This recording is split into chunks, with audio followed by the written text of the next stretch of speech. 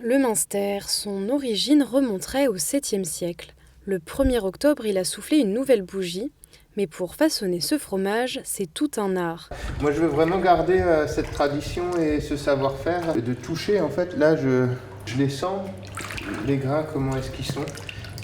De la vache à l'assiette, nous avons retracé le parcours de cette spécialité alsacienne. Voilà, donc l'assiette est terminée. Donc notre fameux carpaccio de tomates de saison et sa croquette de Munster au cumin. À la ferme Ligne-Grupp, Vincent Loller produit son propre Munster à partir du lait de ses vaches. En tout, il en possède une 50aine. Après la traite, c'est le repas. Et pour obtenir un Munster bio, les bovins sont essentiellement nourris avec du foin, récolté à proximité de Breitenbach. C'est le foin qu'on fait donc à la ferme, hein. C'est des prairies de montagne avec plein de petites fleurs, des petites fleurs comme ça qu'on essaye de garder. Un foin de qualité va donner un lait de qualité et des produits de qualité si on y fait attention. Une dizaine de personnes travaillent sur l'exploitation. Certains sont déjà à l'œuvre quelques mètres plus loin dans la fromagerie. À partir de 9h, Vincent s'y rend pour entamer la transformation de son lait.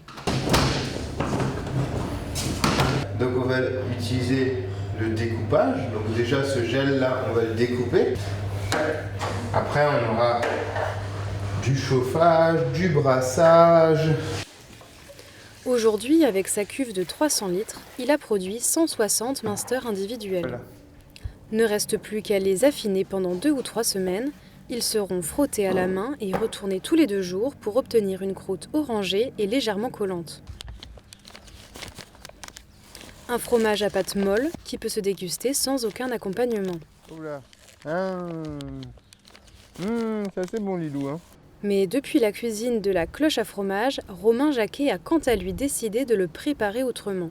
Une petite croquette de Munster au cumin qu'on va servir avec un petit carpaccio de tomates. Rien de plus simple, il faut du Munster, de la farine, de la chapelure de pain, des graines de cumin, du blanc d'œuf, sans oublier une pointe de sel.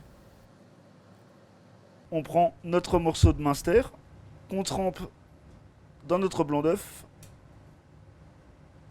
On vient l'enrober de chapelure sur ses 4 faces. Et quelques opérations plus tard, le plat est prêt à être consommé. Voilà, on déguste en vous souhaitant un bon appétit.